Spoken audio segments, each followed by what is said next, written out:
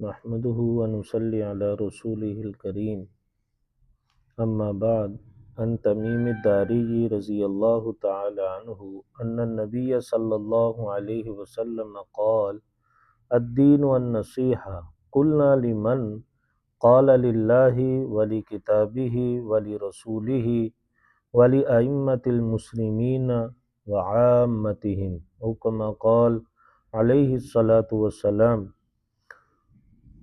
اللہم صل علی سیدنا محمد وعلی آل سیدنا محمد وبارک وسلم۔ حضرت تمیم داری رضی اللہ تعالیٰ عنہ سے روایت ہے، رسول اللہ صلی اللہ علیہ وسلم نے فرمایا، دین نام ہے خلوص اور وفاداری کا۔ ہم نے عرض کیا کہ کس کے ساتھ خلوص اور کس کے ساتھ وفاداری؟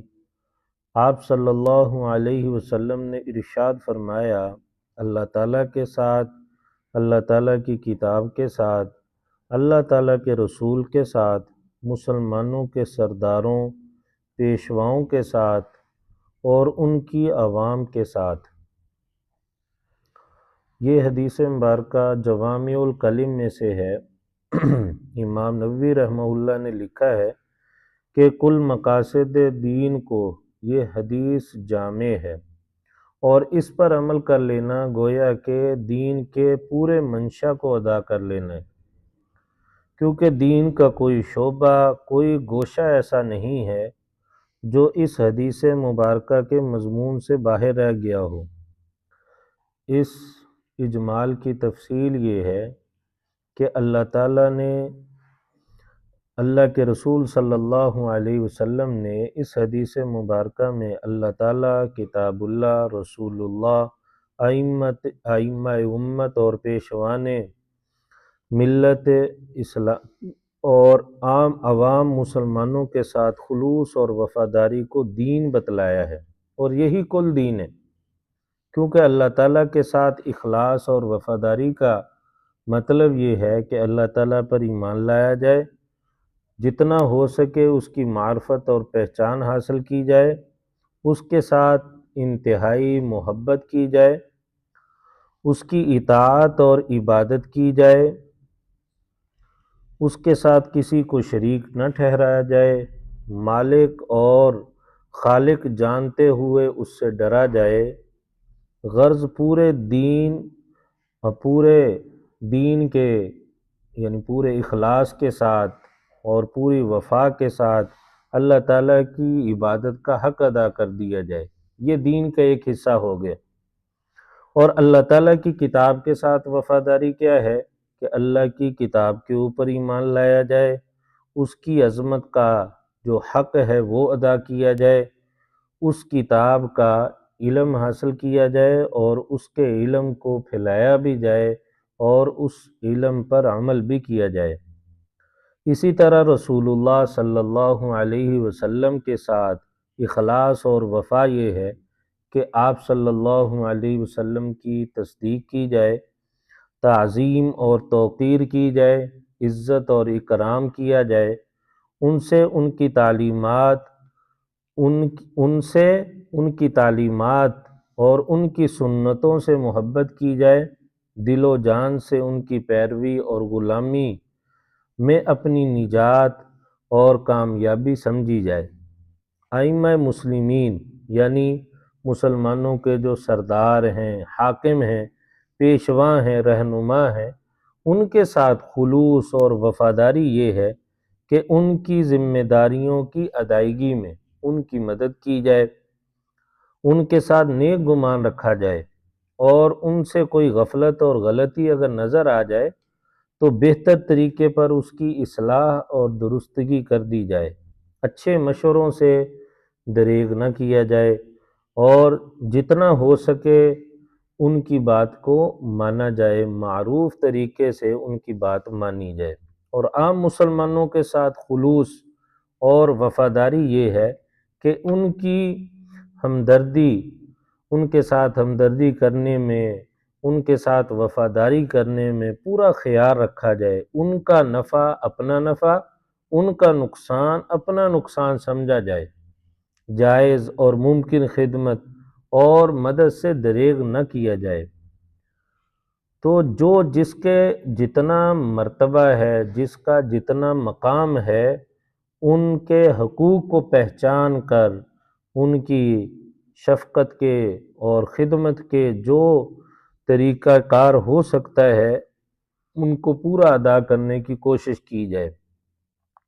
تو یہ اس حدیث مبارکہ کی کچھ تشریح ہے۔ اس کو سن کے ہر بندہ سمجھ سکتا ہے کہ یہ حدیث مبارکہ کس طرح پورے دین کو شامل ہے، دین کے تمام شعبوں کو اللہ کے حبیب صلی اللہ علیہ وسلم نے ان مختصر لفظوں میں ادا کر دیا ہے، اور اس پر صحیح طور سے عمل کرنا، صحیح طریقے سے اس حدیث مبارکہ پہ چلنا ایسے ہی ہے گویا کہ کوئی بندہ پورے دین کے اوپر عمل کر رہا ہے۔ یہ آپ صلی اللہ علیہ وسلم کی خصوصیات میں سے ہے کہ آپ صلی اللہ علیہ وسلم کی بات انتہائی مختصر ہوتی تھی، لیکن اتنی جامع ہوتی تھی کہ وہ پورے ایک مضمون کو، پورے ایک دین کو یا ایک پورے مضمون کا وہ احاطہ کر لیتی تھی۔ جیسے ہم اردو میں کہہ دیتے ہیں کہ دریا کو کوزے میں بند کر دیا، تو ایسے ہی آپ صلی اللہ علیہ وسلم کی ہستی تھی کہ مختصر ارشادات میں، جوامع الکلم میں آپ صلی اللہ علیہ وسلم پوری بات ارشاد فرما دیا کرتے تھے۔ آپ صلی اللہ علیہ وسلم کو اللہ تعالیٰ نے جوامع الکلم عطا فرمائے ہوئے تھے، بات مختصر تھی، مفہوم، اس کی وضاحت، اس کی تشریح بہت زیادہ۔ تو اللہ تعالیٰ سے دعا ہے کہ اللہ تعالیٰ ہم سب کو قرآن پاک، حدیث مبارکہ پڑھنے کی، سمجھنے کی، عمل کرنے کی، اور پھر دوسروں تک اللہ تعالیٰ پہنچانے کی توفیق عطا فرمائے۔ اللہ تعالیٰ نے ہمیں جو یہ زندگی دی ہے، اس کا مقصد ہونا یہی چاہیے۔ اس زندگی کے اندر ہمیں سب سے زیادہ پیش نظر اپنے جو رکھنے کی چیز ہے وہ یہی ہے کہ میں اس دنیا کے اندر کامیاب ہو کے جاؤں۔ اس کے لیے اللہ نے ہمیں قرآن پاک دیا ہے، آپ صلی اللہ علیہ وسلم کی احادیث مبارکہ دی ہیں، سنت مبارکہ دی ہیں، ان پہ عمل پیرا ہو کے ہم کامیاب ہو سکتے ہیں، اپنے مقصد کو حاصل کر سکتے ہیں۔ اللہ ہم سب کو اس کی عملی توفیق عطا فرمائے۔ اللہ تعالی ہم سب کو اور تمام مسلمانوں کو اللہ دین کی صحیح سمجھ عطا فرمائے، آمین۔ الحمدللہ رب العالمین، والصلاة والسلام علی اشرف الانبیاء والمرسلین۔